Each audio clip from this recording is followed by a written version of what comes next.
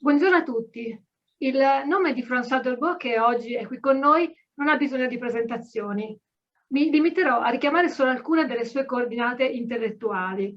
Normalista, professore emerito all'École Pratique di Parigi, membro dell'Accademia di Francia, scopritore di una serie di 26 sermoni agostiniani che oggi sono noti come sermoni Dolbeau. Chiunque si interessi di Medioevo latino si è imbattuto in una sua scoperta o in un suo saggio fondamentale. Oggi presentiamo il suo ultimo libro pubblicato presso la Sismer Edizione del Galluzzo e interamente dedicato a uno dei più affascinanti e singolari autori del secolo X e in generale del Medioevo latino, ma anche uno tra i più difficili, Raterio di Verona. Il sottotitolo del volume è Lettore, rimaneggiatore, centonizzatore.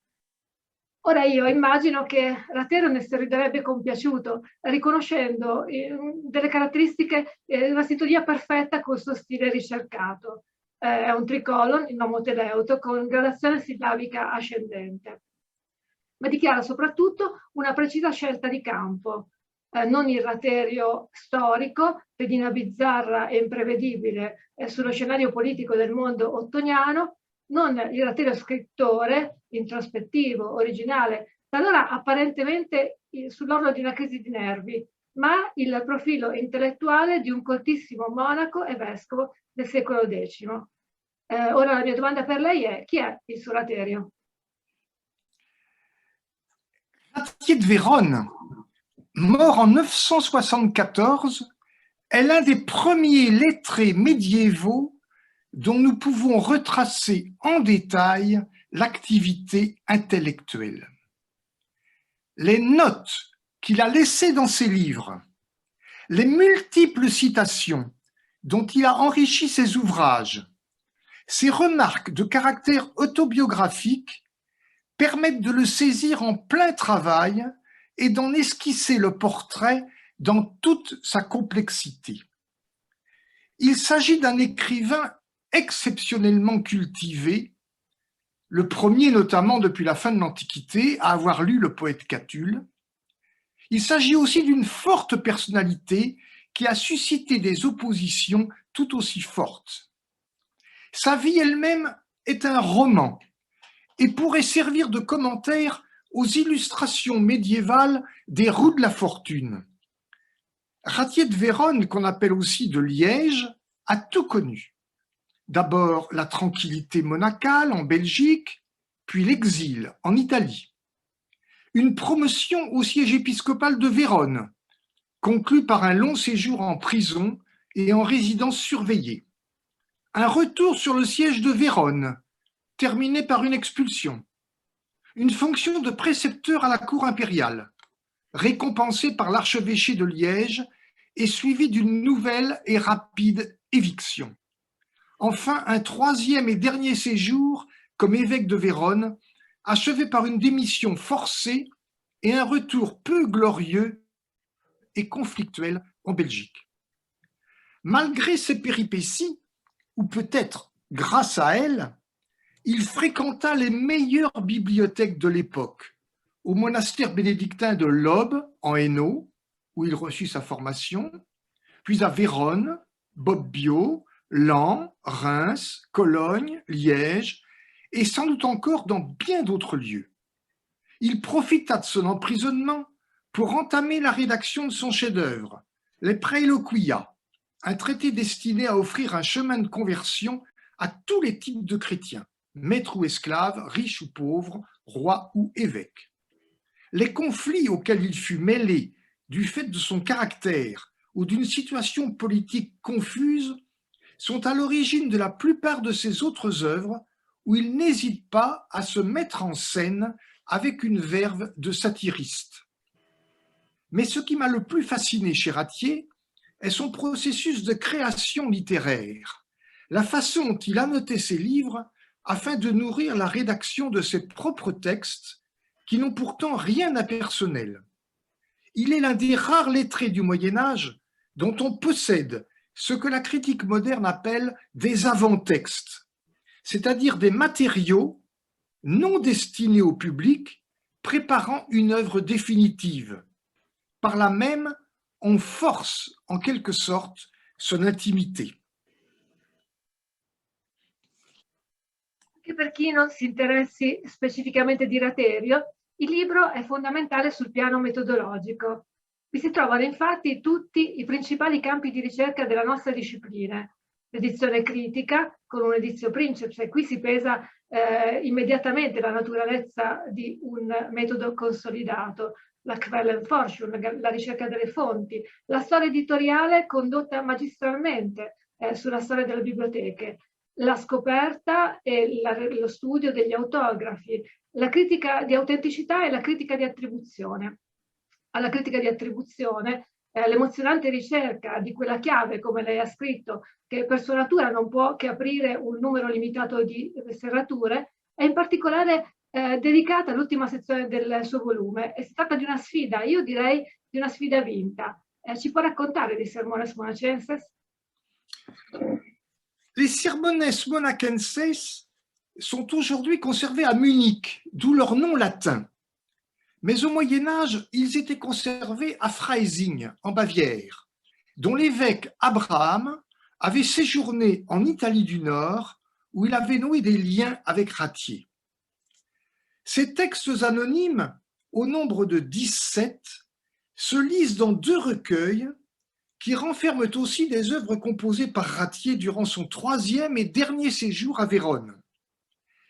Si l'on était resté dubitatif à leur sujet, c'est que l'on n'y reconnaissait pas le style particulier et pour tout dire affecté de l'écrivain.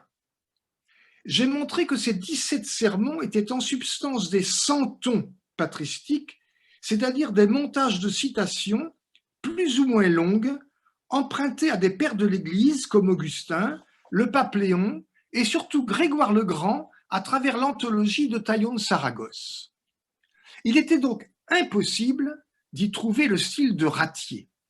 Il est probable que l'évêque, contesté par ses subordonnés, visait ainsi à éviter toute critique doctrinale. Mais l'auteur des centons se trahit de plusieurs manières. Par l'exploitation de sources très rares, comme Zénon, un évêque de Vérone de la fin du IVe siècle.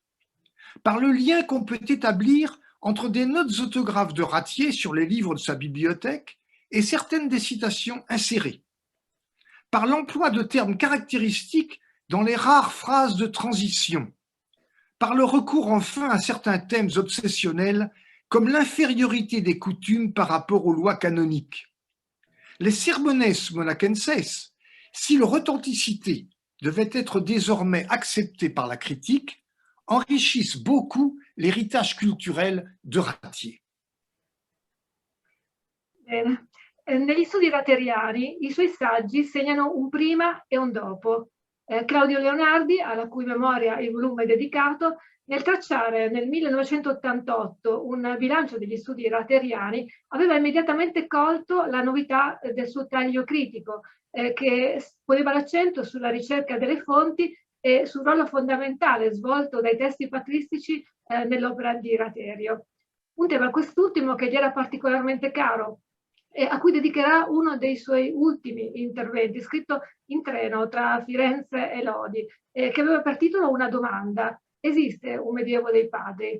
Ora, grazie ai suoi studi per Raterio, possiamo dare una risposta affermativa a questa domanda. Che cosa ci può dire?